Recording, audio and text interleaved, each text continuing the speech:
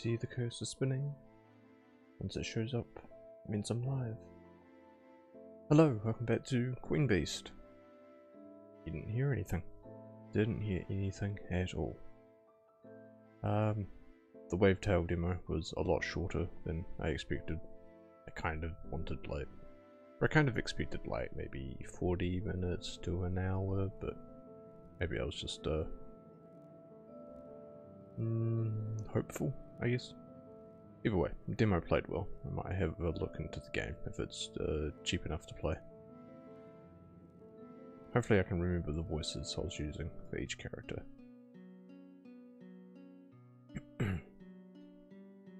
Within the gloomy confines of the trees, the clement weather of the valley feels a world away. I could be told night had fallen, and I would believe it. Hoping to find some kind of reassurance, I look up. The blue sky is still there, but bordered on all sides by a tattered frame of black foliage, as it appears terribly remote. Far from being reassured, I only feel the bleakness of our present environs all the more keenly. I hear Switch clear her throat in a pointed manner. How did I do this? How did it end up like this? Is that right? How did it end up like this? She snatches a black leaf from a low-hanging bough and twirls the stalk between her fingers. It's not natural. We don't know what's causing it, but it's gotten especially inhospitable in the last few years. Almost nobody is willing to travel through it anymore. Almost nobody. It's stupid, but there's supposed to be an incredibly beautiful nymph who lives somewhere amongst these trees. That's not so stupid. I've run into a few powerful spirits and the like in my time, and more often than not, they're beautiful as well. There's no smoke without fire, I suppose. Anyway, every now and then, one of the young guys will set off looking for this mysterious beauty. And never return, right? I wonder what happened to them. Casually, but quite suddenly, Switch draws his sword. There's more in this forest than lovely nymphs at any rate. Monsters? They're hemming us in. I can't see anything. A slow, stupid part of my brain tells me she's just kidding around, and I almost laugh. Switch takes in at the strange expression on my face, and seems to interpret it as fear. Maybe that's what it really is. She gives me a reassuring thump on the arm. Don't worry, if they step out of line, I'll give them what for. She holds her hand over the blade of the sword and mutters a chant in an unfamiliar, flowing language. The blade begins to glow with its own white light. The light drives the gloom away and sends a shudder through the things that lurk within it. Even I have a sense of their presence now. Yeah, that rattled them. Magic. They must be having the same reaction. We're all just bumpkins to you, but they won't stay cowed forever, will they? Probably not, and we're going to be the ones at disadvantage if they attack us here, among these close-packed trees. Ooh. Dry throat.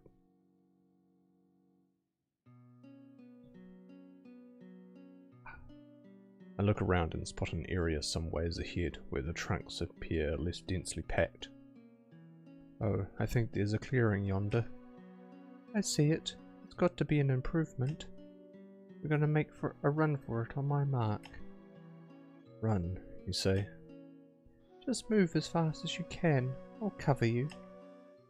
I swallow something hard and force myself to nod in agreement. Ready? Go!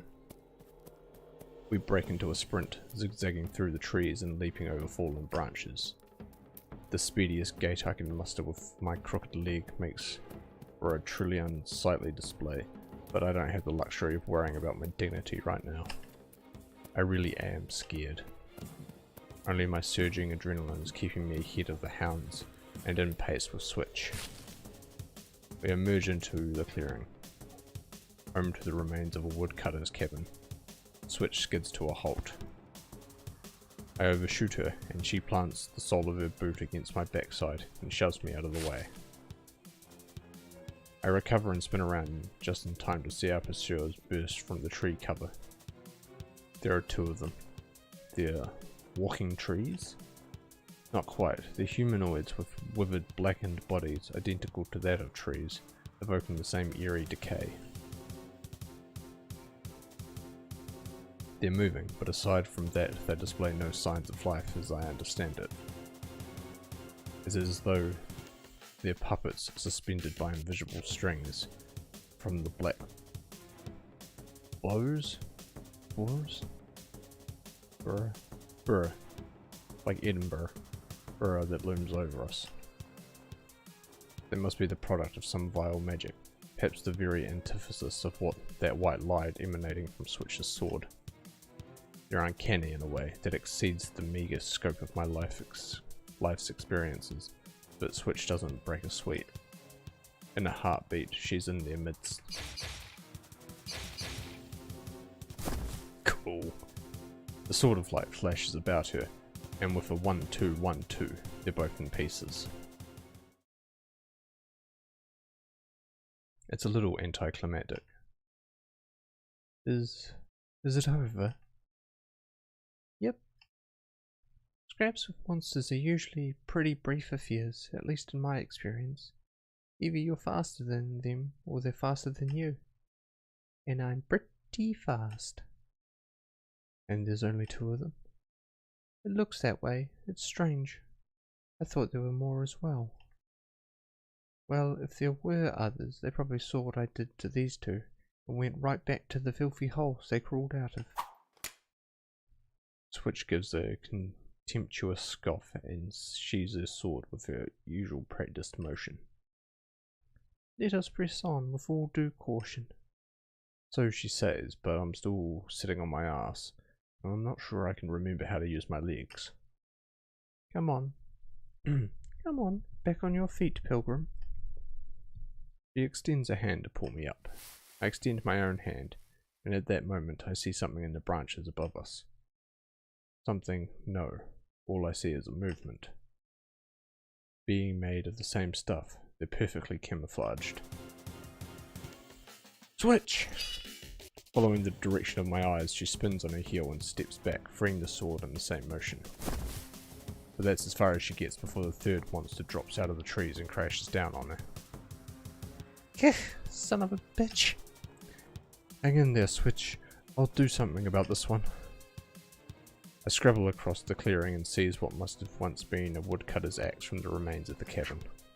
I bring it down on the monster's back as hard as I can, and it promptly snaps in two and comes apart in my hands, completely rotten. Damn it! Ah! Two monsters Switch put down earlier seem to have made a full recovery. They're coming over to assist their comrade. Just how is that possible? They were cut into three.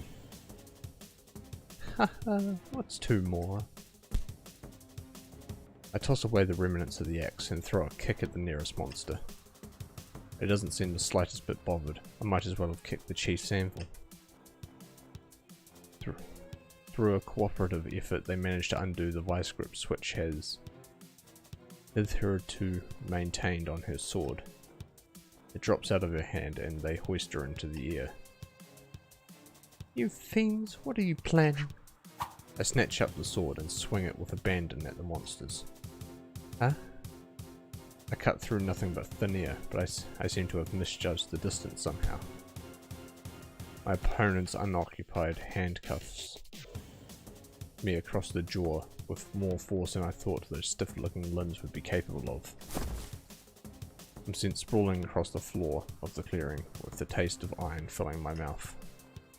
I get shakily to my feet, my head spinning. but the monsters are already off into the trees with a furious switch in their clutches. I waste no time in giving chase, but the forest seems to part to allow them passage, only to close in for me. My pursuit is quickly thwarted. Before long, I lose sight of them completely. I can't catch up. Damn it!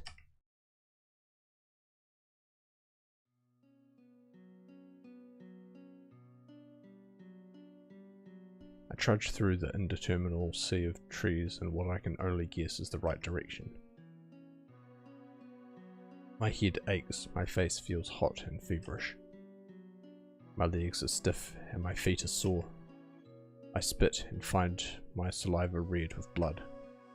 On the inside, a sickeningly chill eats away at me, a torpid concoction of anxiety and shame. That pure animal fear I had felt when I was running for my life was positively refreshing in comparison.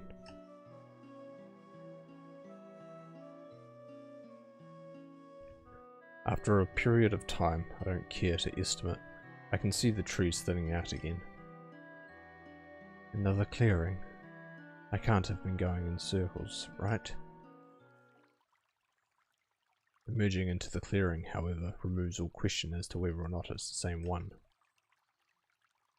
Ooh, baby. Monsters or not, I definitely would have noticed her. I'm sorry.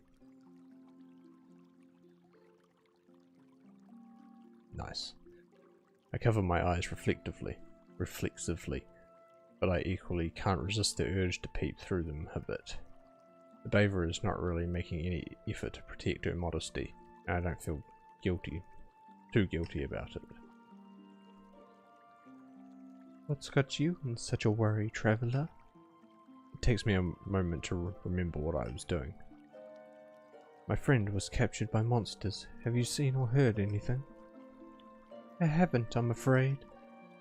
Damn it, then I've really lost them. Nevertheless, I mustn't abandon my search. I'll excuse myself. Let me apologize again for having disturbed you. Good day. I turn to leave, my heart sinking again after that brief excitement when the bather calls out to me. Please don't think of me as cold when I say this. Eh? But you're better off giving up on her. There's no way I can do that. After all, she didn't hesitate to help me when I was in a jam. It's foolhardy to go marching blindly through this forest. You'll only meet a sticky end yourself. This spring is the only place that hasn't become corrupted. The water is sacred. Say, why don't you take off those filthy clothes and come join me? A quick dip to blow off some steam and cool your head. I turn back to the bather. This time I don't cover my eyes. I can tell you're a very cool-headed lady. You have to be to survive in this world. Very cool-headed, yes, but you misspoke just now. Oh.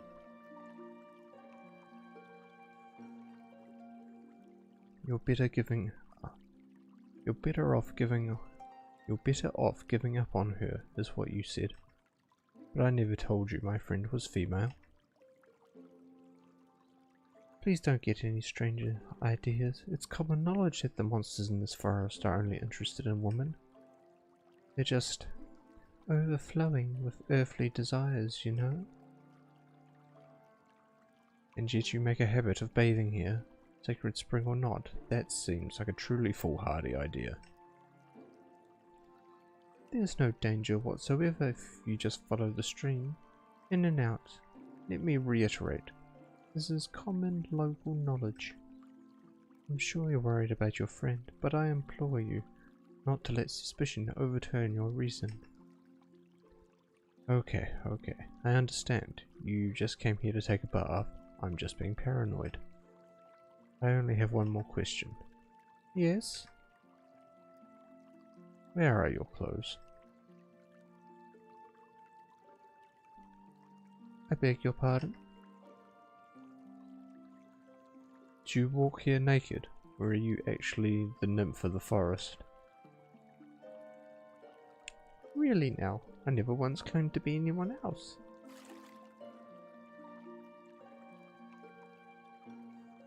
The nymph steps out of the water. Large, gossamer fine wings sprout from her back in an elegant radiance that look as though they are formed from the matter of flowers materialize around her voluptuous body. I feel as though I've been reduced in some degree by her mere presence. I feel as lowly as an ass. I think it would suit you well. Eh? What would? She casts a gloved hand eerily in the direction of the spring. Take a look. I step cautiously over to the water's edge, keeping my eyes on the nymph who idly toys with a long forelock of grass-green hair. I risk a look in the water. He's an ass. What have you done to me? You don't like it? It's not what you wanted. Why, traveller, you look positively horrified. I look like a donkey. Ah. Oh my, I'm so sorry. I misunderstood you. A matter of homonyms. I think I've got it this time. Take another look. Whatever she's done to me now, it's got to be an improvement.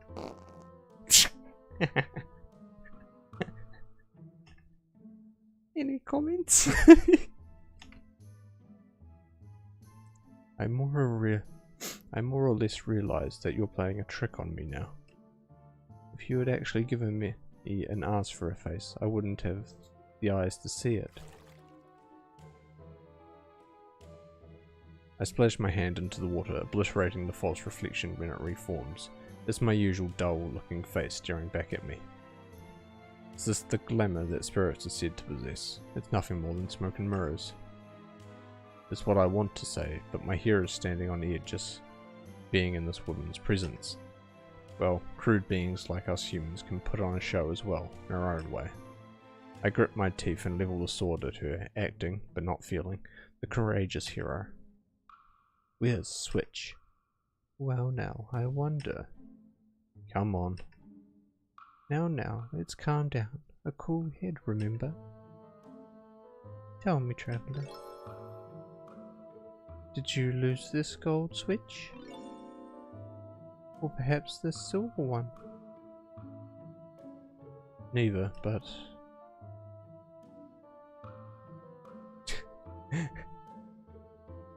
Hey, even I know this story. Stop screwing around with me.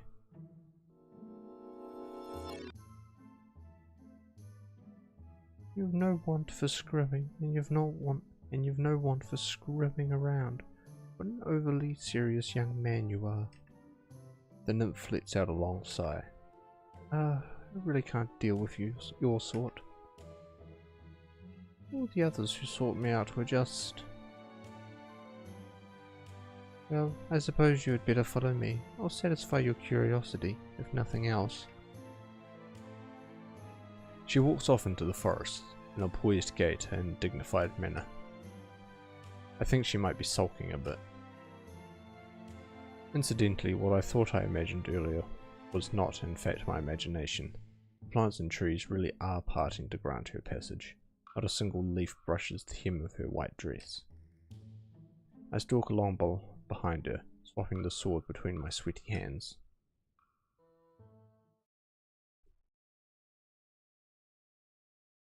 We eventually arrive at the edge of a third clearing. In the centre of the clearing, isolated from its brethren, is a single tree. Is that really a tree? If it is, then it's the most bizarre and most monstrous I have ever beheld. In sharp contrast to its dreary fellows, it is a riot of vivid colours and filled as if to the point of bursting with queasy vigour. As for the shape, while it can, if nothing else, be credited with sustaining the basic form of a tree, it seems to be in the midst of an endless profane attempt to stretch that form to the absolute limit of tolerance. It is rooted to the spot, but nevertheless it is in motion, smooth, yielding motion, constant without the slightest hitch or friction, writhing, undulating, as if struggling to palliate some unbelievable or unbearable agony. Yes, it is an agony. It has human aspects to it, and that aspect is surely pain.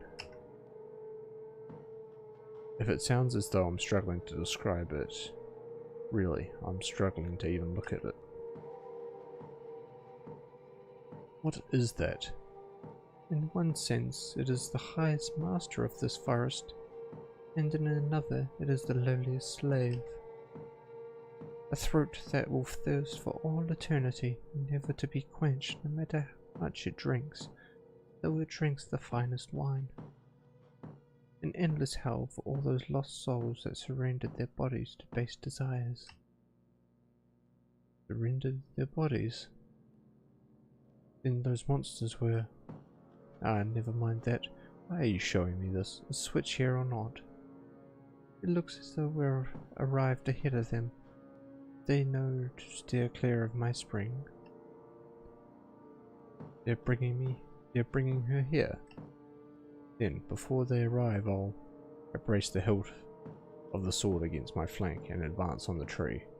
I have a mind to plunge the point deep into its poisoned heart and kill it, plunder it of that loathsome vitality. Besides wanting to protect Switch from whatever foul designs this abomination has for her, there is too a primitive instinctual part of my brain telling me this thing should not exist. You must destroy it. Before I can drive the blade home, however, something like a face emerges from the trunk. This something seems to be addressing me. Ooh. Otto? So great is my astonishment that it brings me to a halt mid-stride. Irma? There's no mistaking that face. Irma, my old friend, a fellow who fancied himself a poet and a dandy, but was really just a horny dog. He wandered off into the forest about a year ago, feeding me this line about the spirit of adventure and true romance. Well, the whole time I knew he was just looking to get his dick wet. Ah, it really is you, Otto. What are you doing in such a sordid place such as this? That's what I want to ask. What happened to you? I don't really understand it myself, but it seems as though I've become a full member of this charming community. You should stay away from that woman if you don't want to end up the same way. I jump as the nymph suddenly appears at my side. Is she always this tall? You only have yourself to blame, you cur. She approaches the tree and raises one of her long legs, poising it above an exposed root. You made your bed, and now you'll lie in it. She repeatedly stamps down on the root, a hateful expression distorting her beautiful features. Oh my, it looks like our other guest has arrived. I follow the direction of her gaze and see the two monsters from before arriving with their captive, still marching along at the same merry pace. Switch! Otto, is that you? You're a sight for sore eyes. Get me down from here. What the hell is that? Only you can put a stop to this, Otto. You have to kill me. Irma's expression and voice are as placid and vaguely bovine as they were in life, but behind this large mooncalf eyes are bottomless wells filled with deep and alien despair. They communicate something to me that even a poet can't express in words. I understand, Irma. I turn back to him and bring the sword level with his bland countenance. I prepare to thrust, but I can't. Not affection for my old friend that is causing me to hesitate. My legs at some point have become bound by thick roots that have sprung out of the ground and stealthily coiled themselves around me. I hack at them with the sword, but not only are they slippery and tough, what paltry wounds I manage to inflict close up before my eyes. Let's just watch, shall we? The nymph's honeyed voice is close to my ear now. I have no choice but to do as she says. Switch, who had given up struggling at some point, renews her efforts upon seeing the tree, heaping curses upon her mute captors as they offer her up to its many writhing appendages. As she is transferred from the monsters to the tree, the monsters, relieved of their duty, collapse where they stand. Their fallen forms look very much like dead, gnarled wood. I realize with a thrill of horror that the clearing is full of similar shapes. How terrible the fate of those who sought out the nymph of the forest. I look with apprehension towards Switch, who is now suspended before the great mass of the grotesque tree as though a crucifixion is to transpire. Nice. Hey, where do you think you're touching? The thick, sweaty looking tentacles bind her limbs, and her struggle to escape seems more likely to cause her an injury than bear results. A roaming appendage winds around her torso and slides under the breastplates of her armor. The garment strains against the intrusion, before coming apart with a snapping sound that echoes around the clearing. Ah. The harsh report seems to awaken Switch from a state of merely professional consternation. Wait, stop! Yeah. She grimaces and groans with mingled fear and disgust as the tentacles continue to prise away her armor piece by piece until the warm colour of her flesh is entirely revealed. I can't bear to look. Can't bear to keep reading about water.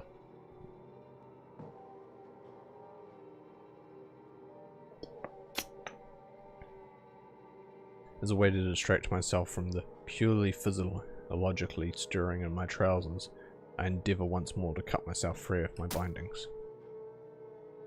In my haste, I succeeded in only making a deep gash in my leg.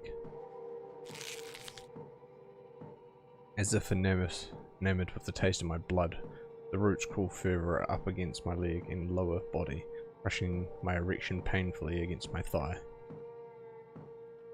With no other recourse, I try appealing to our captor, who has been watching this scene of horror play out with disinterested expression. Oh. Why are you stopping me? Do you really want this thing growing in your forest? For good. For good or ill. For good or ill, all that grows in this locus are my children. I cannot neglect them. It's nothing but a curse. It's poisoning you. In response to this outburst, the roots squeeze my limbs like a vice, pushing a dog-like yelp out of my throat. Ah, it hurts. This isn't good. Everything's going dark. Oh, no you don't. I'm not letting you die that easily. You've got some nerve, boy, trying to lecture me while you're in that state. I feel her scornful eyes on the bulge of my trousers, causing it to twitch guiltily. Those simple-minded men who are little more than beasts in a rut are tiresome enough, but it's men like you who try to hide their base nature behind moral ideas and pretty words who are truly beneath contempt. You're not wrong. You're wrong. It's not. Even if your mouth is still dribbling those meaningful refutations, your body is being honest.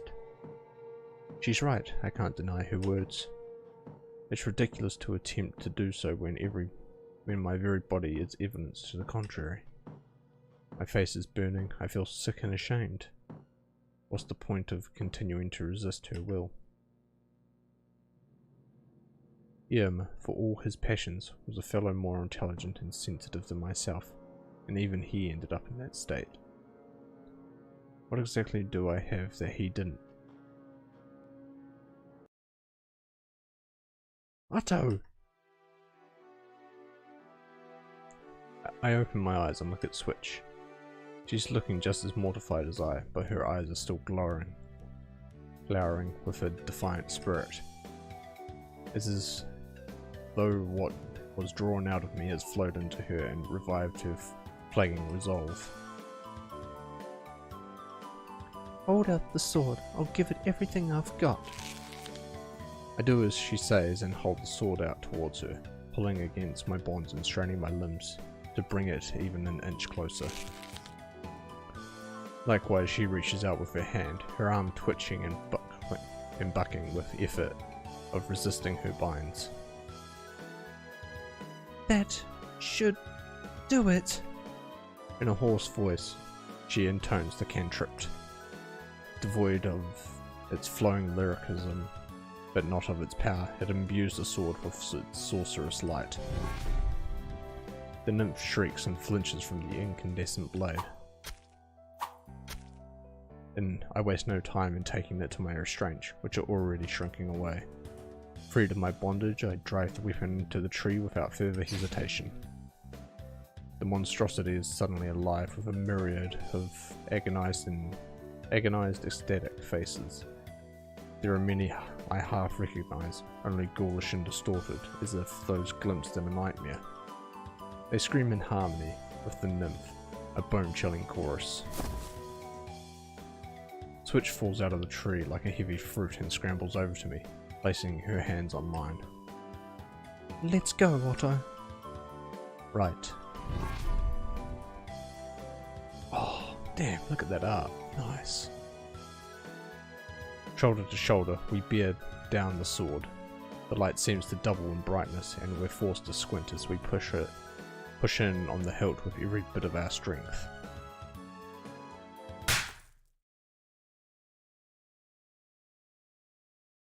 There's a heart-stopping, jarring sensation as the blade snaps, and for a moment I fear all is lost. When I open my eyes, however, I understand quite clearly that the damage we've inflicted on the tree is decisive. The trunk is split entirely down the middle, and the vitality is draining out of it as though it were a shattered amphora. The figure of the nymph in the peripheral of my vision commands my attention. Through some queer symmetry, she seems to have shared the same fate as her child. She too is rent, from shoulder to crotch, her sinuous flesh becoming naught but shriveled old wood, her face twisting into a silent, screaming, hollow-featured death mask.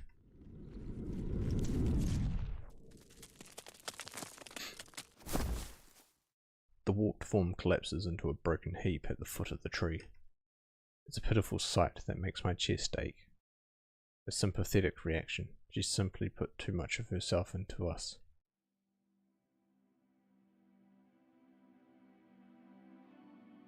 Along with Irma's disembodied voice, there emerges from the sundered innards of the tree, still glowing from the residual magic of Switch's spell, a number of transparent, non-corporeal figures. This band of ghosts look towards the brutalized form of the nymph. Though I cannot discern their faces, they create a singular portrait of shame and regret. Oh damn, he is a dandy. Please don't think too harshly of her. This forest is her very soul, and it was once as beautiful as she, but though we do not deserve salvation, it has been granted to us. We're all grateful, Otto. The spirits begin to disappear in the slanting sunlight that is now filtering through the clearing mist. The one I recognize as Irma is the last to go. I pray that your journey takes you far beyond this benighted place, and that the things you seek are good and true. Park, you know. You don't have to tell me. Hey, you did well for a total amateur. You're a credit to peasants everywhere. She gives me another punch on the arm. I think I'm beginning to enjoy them. Aww.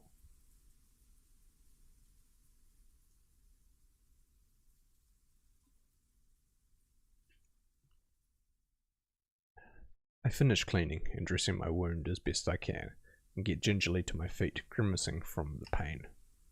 It's fortunate that I've gotten used to not putting weight on this leg. I wonder what will become of this place without its mother. From the bottom of my heart, I don't give a shit. If you can walk, let's get out of here.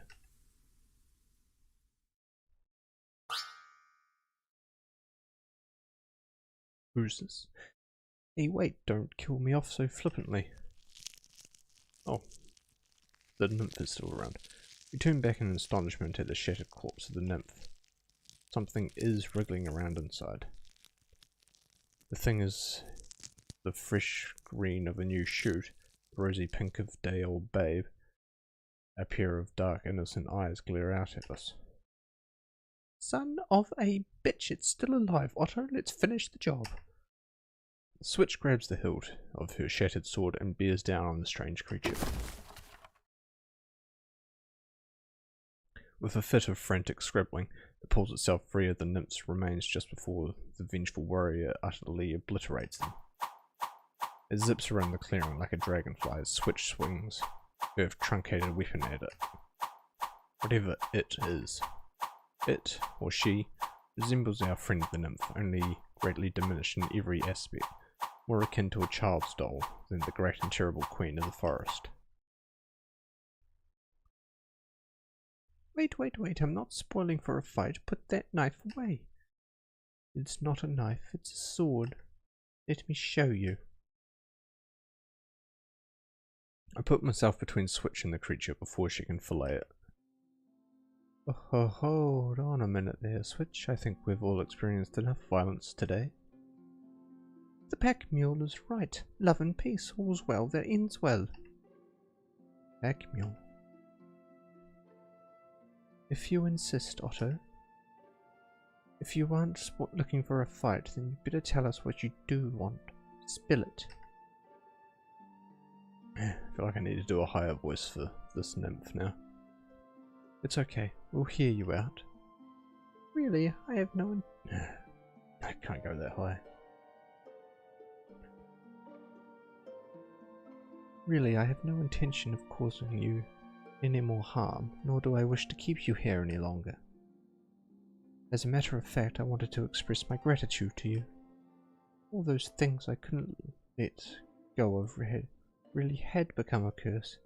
I needed to be separated from them before I could see that. I may have lost everything, but I feel much better for it. I feel like I've been set free. Do you really mean that? This isn't another trick?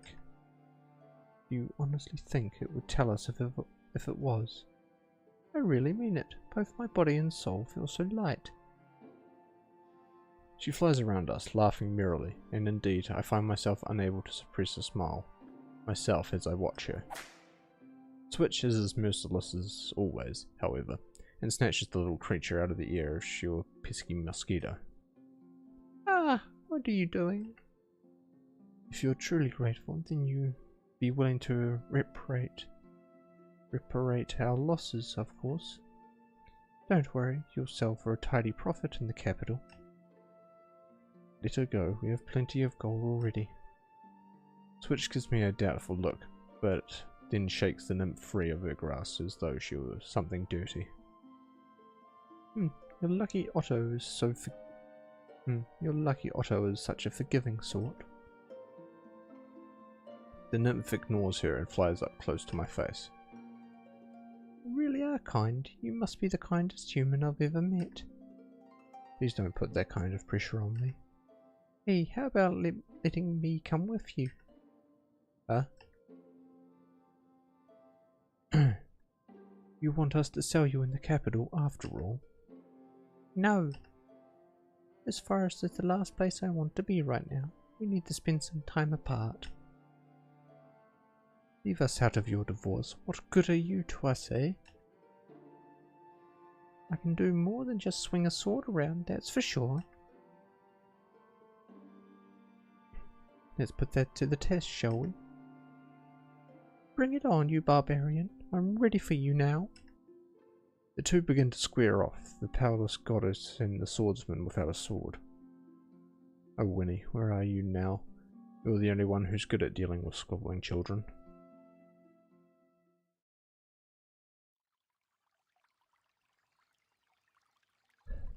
Taking the nymph's advice, we follow the clear stream that runs from her spring. Before too long, we emerge on the other side of the forest. The sun is falling below the high mountains to our back, and the landscape stretching out before us is gradually darkening under a sky of breathtaking rose gold. Reflecting the fiery light is a broad, meandering ribbon of water. It must be the Dash, Byron's largest river. Switch stretches her arms above her head and arches her back. I try to ignore the way the cloak rides up the length of her thighs. It's nice to be rid of that drow, of that foul, dreary forest. Was that supposed to be a jab at me? I'm sorry, but I can only echo those sentiments. The nymph scoffs at Switch's barely veiled insult, but when she turns back to look at the forest, her expression is soft and wistful. Until we meet again, farewell. I feel like I'm staring at something I shouldn't again, so I turn away and vigorously pace about on the grassy bank.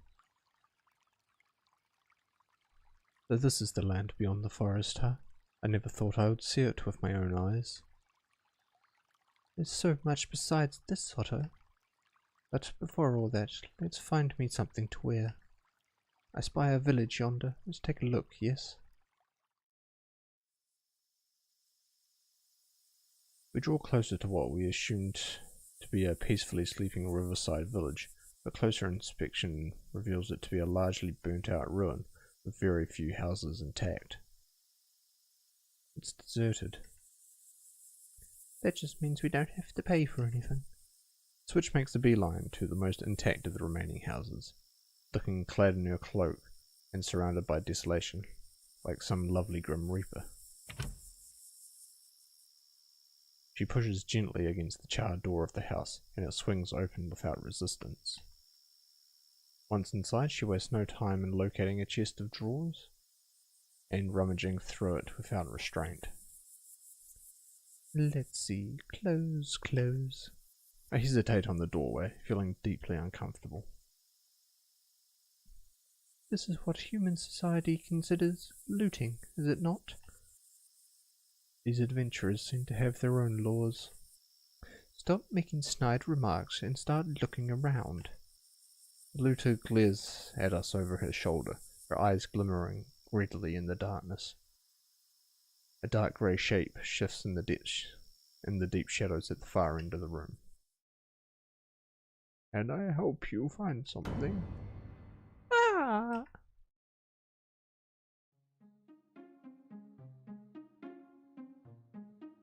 That's quite an adventure you had. It sounds as though you were lucky to escape. After extricating ourselves from the awkward situation created by Switch's poor judgment, we find ourselves sitting around a supper table with the owner of the house we just tried to rob. The old lady, who introduced herself simply as Granny, was nice enough to supply Switch with a modest attire that, in my opinion at least, suits her much better than that gaudy armour. Did you just say something, Otto? Nope. Anyway, escape. Escape makes it sound like we ran away. I think it was our victory. Well, you're the local here, so you can be the judge. Doesn't the forest feel different now? Now that you mention it. And this charming little fairy is the nymph of the forest. I don't know about charming, but it's wonderful to meet you, little nymph. My grandmother used to tell me stories about you. Do you have a name? A name? I've had many in my long existence, but I recall none of them now. That's quite all right, dear. As a matter of fact, I don't remember mine either. Oh, ho, ho, ho. Granny lets loose with a howl of terrifying laughter that only the elderly seem to have mastered. I spot Switch mouthing something like old lady at the nymph, who bristles in response. Perhaps I ought to address this matter after all. The nymph flies up close to my face again, and I swallow a too large chunk of potato. Otto, you're going to take responsibility for killing me by coming up with a name. A name, huh? What are you, a pet? Also, I want at least half the credit for killing you. I'm asking Otto. How about Echo? Echo? I can only echo those sentiments. Echo, it's a rather nymph-like ring to it, doesn't it? Echo. It's good. I like it. Here, Echo, have a chestnut. Thank you. It's so delicious. You must be the kindest human I've ever met.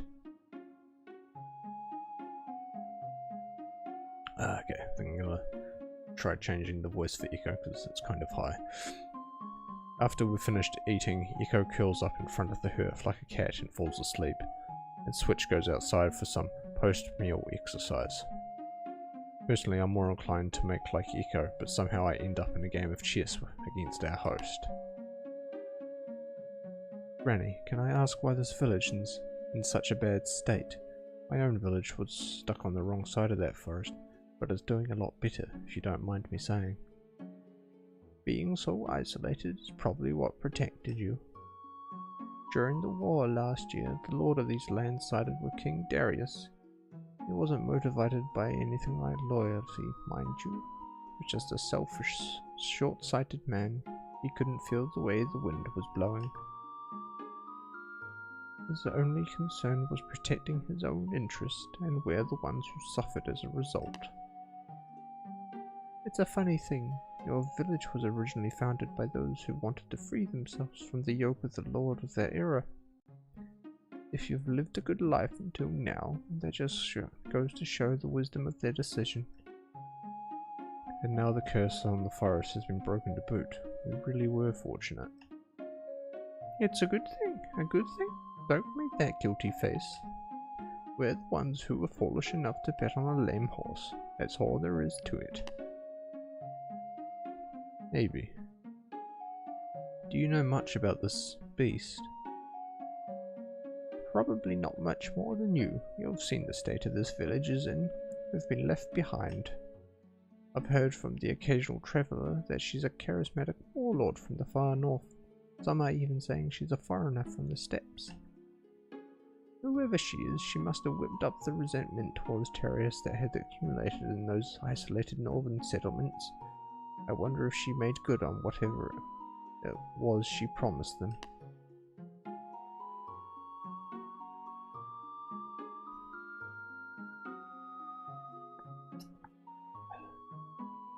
Have you heard of her having any particular interests? Such as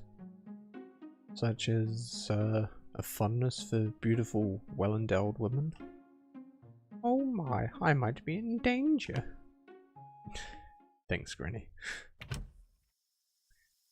My game with Granny eventually concludes in a stalemate. Feeling rather unsatisfied, I decide to step outside to get some fresh air and see what Switch is up to.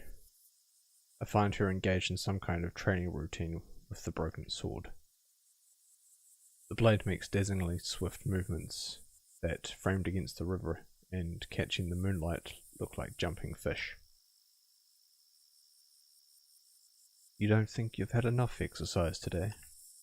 At the sound of my hail, she glances briefly towards me, but doesn't stop moving. My reaction was slow, back there in the forest, that's why I got caught.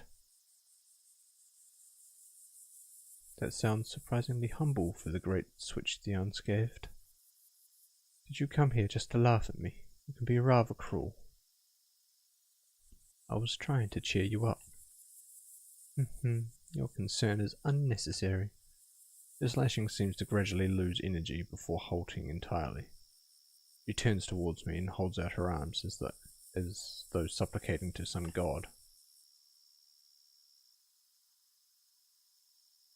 I'm okay. I'm okay. As you can see, I'm still unscathed. Even the best adventurers screw up occasionally. And they don't always have a good fortune to escape with life and limb intact either. Really, only a small percentage of us get to retire.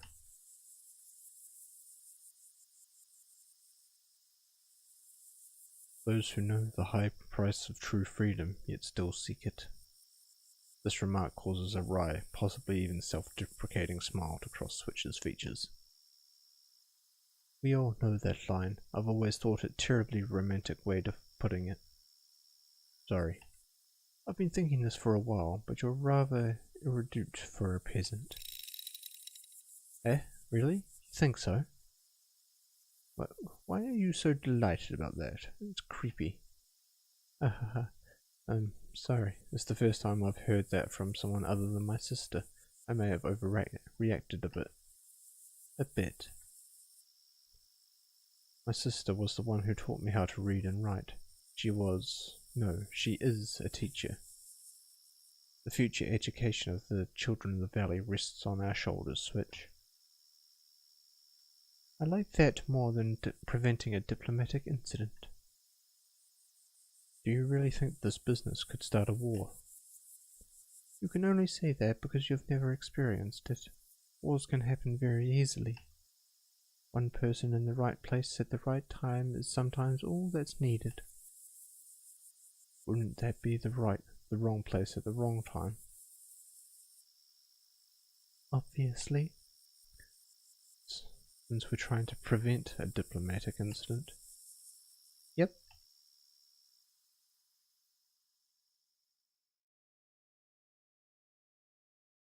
Yes, it really wouldn't do. My home country is more or less peaceful at the moment, but when I was a child it was much more, well, violence would start over just about anything. Meaningless violence. Switch stares at the ground, or something she could see there. Her shoulders look incredibly small and delicate all of a sudden. Are you an orphan? That was a good guess. Do I really look so forlorn? I shrug. I'm the same way. It was plague in my case. That was 15 years ago, when I was 3. I can't even remember their faces now. After that, everybody in the village looked out for me, but they also worked me to the bone. My brother was my only real family until Winnie arrived. Arrived? My brother brought her home one day. That was 10 years ago, and right after that, he left as well. I can only hope he's still alive. What's your brother's name? Oswald. Oswald? Switch? What's come over you? Otto, I'm pretty sure that brother of yours was a member of the Adventurers Guild. Eh? What is she saying? There was a rather well-known chap by that name who dropped off the map around 9 or 10 years ago. Honest Oswald, they called him, a forthright young man whose prowess and integrity were exceeded only by his exceptionally poor fortune. It sounds like my brother. Not long after he left Winnie with me, brother dropped off the map. What does that mean? Are you okay? You're looking a little pale. I'm stunned. Just what has that idiot been doing? I wish I could tell you more, but it was before my time. But the fact I've heard of him and heard only good things suggests to me that he's someone you can be proud of. Thanks, Switch. I'm getting cold now that I've stopped moving my body. I think I'm going to head inside and hit the hay. I'll stay out here a bit longer. I just know I'm going to have some horrible nightmares tonight. Dark forests and slimy tentacles.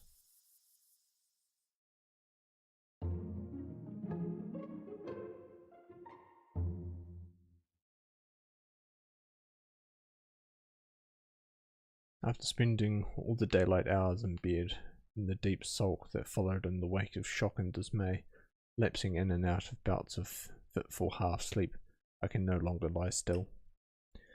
It won't do to show my captors any more weakness. I pull myself out of the nest I made in the luxurious bedding and squint in the semi-darkness of my new clothes. They certainly aren't much, but they're all I've got for now. How exactly am I supposed to wear these? After some difficulty getting dressed, I emerged from my quarters into a round windowless room decked out in similarly ostentatious fashion. Lounging around on pillows or plucking idly at exotic-looking musical instruments are a number of young women dressed similarly to myself, that is to say, hardly dressed at all. Around the circumference of the room are a number of stony-faced foreign warriors standing guard. I remember once reading in a book a description of the Caspian prince's harem. The master of this place may be drawing from a similar source. The master. If he is who I assume he is, it doesn't fit with the image I had of him at all. But then, I've certainly been given cause to doubt how well I knew that man in the first place. A hesitant voice draws my attention.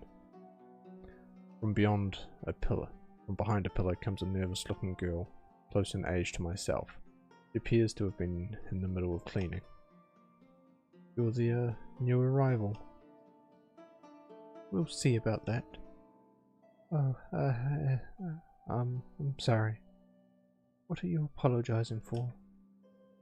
You must be resistant to the idea, I'm sure. It really can't be helped, though. Tears begin to well up and spill out of the girl's already watery eyes. There, don't cry. I'm not upset. You're not? I'm not, see? Please, I just want to know, what is this place? Well, this is her beastliness's harem. It really is a harem. I'm astonished. More than that, however. Her beastliness. That's what she likes to be called. The beast does. The beast. Seems I was mistaken about my kidnapper's identity. Aside from the view from the balcony, everything here is unfamiliar. It's as though I've travelled through time.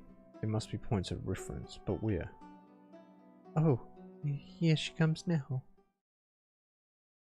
There comes the sound of booted feet descending the stairs before the curtains of the principal archway are impetuously thrust aside.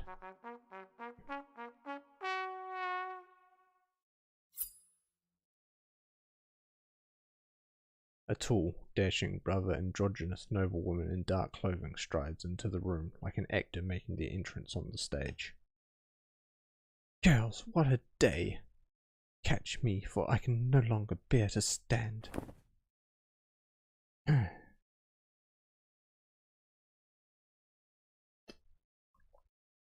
a flamboyant swish of her cloak, she turns back to the assembly of women and gives herself over to their outstretched arms.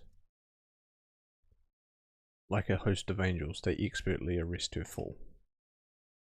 They transport the swooning cad over to a large pillow and gently set her down. Phew. You would think that if you were the top dog around here, that life would be easy, right? There should be nobody who can tell you what to do. But the way that steward bangs on, you'd think he was in charge. I hear him say this is a matter that requires your full consideration in that whiny voice one more time. I'll cut his wrinkly old head off and kick it out the nearest window. Just listening to that indeterminable lecture has made me thirsty. I need a drink. Let's do that, you know, mouth-to-mouth style.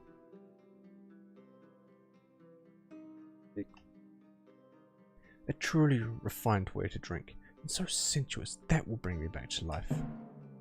Or better yet, cleavage cup, the height of decadence. What's the matter? What's wrong, Araby? I'm begging your beastliness. I'm still trying to clean the carpets that got stained the last time you drank like that. Oh, drinking out of a silver goblet isn't bad either. It has a certain dignity to it. Yes, that will do. One of the concubines fills a goblet with wine and hands it to the noblewoman, who is evidently the beast the girl called Araby spoke of. She downs the rich red liquid in a decidedly undignified manner, gives a coarse sigh of satisfaction, and wipes her mouth with her sleeve. It's only after this strange performance that she finally glances over at me, acting as if she's only just realised I'm there. Welcome, Bronwyn of the Mistral Valley. Welcome to our little family. Please forgive my rudeness for not getting to my feet. I'm quite dead. Won't you come a bit closer, that I might better see your lovely face? I'm fine here, thank you. Very well, there's no need to rush things. We have all the time in the world to narrow the distance between us. The beast interlocks her fingers and rests them on her chest, regarding me with a half smile. I'll thank you to speak for yourself. I, for my part, have no intention of getting to know you. Now, may I leave, or am I a prisoner here? She frowns slightly at the word prisoner, but the smile returns to her face quickly as it left. Obviously you can't just leave, but you're no prisoner. You're family. It's semantics. There's nothing of the sort. Your family won't lock you up. But you can hardly abandon them, can you? Indeed, you're stuck with them until someone is good enough to kidnap you. My sarcastic comment seems to only stoke a good cheer. That's how it is, my lovely. I'll keep you safe and comfortable here and provide you with whatever you desire. I open my mouth to make a suggestion. Within reason, of course. You, in turn, will comfort me when I weary of the burdens of leading the pack and must sit down and rest. It's a much better deal than eking out a squalid subsistence living some cursed backwater. That so-called freedom is a real prison. You'll soon understand. Well, who could possibly refuse such an offer? I can see why you didn't dream it necessary to ask for my consent. Why me, though? Well, now. The beast seems suddenly possessed of some inner reservoir of energy.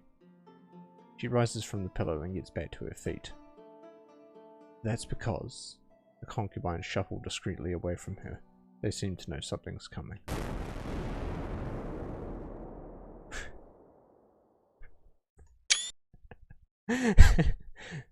I love cute, beautiful girls with big boobies.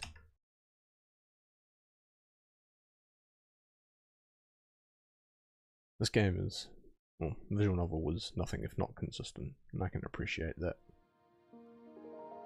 Chapter 3. First Sword, First River, and the Capital City.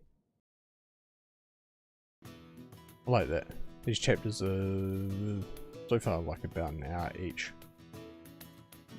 Oh yeah, we can check the map.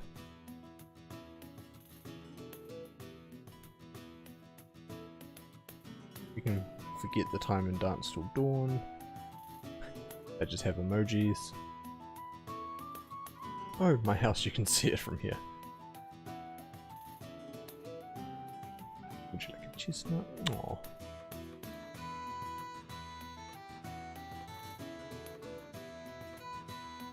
Otto, are you sure this is drawn to scale?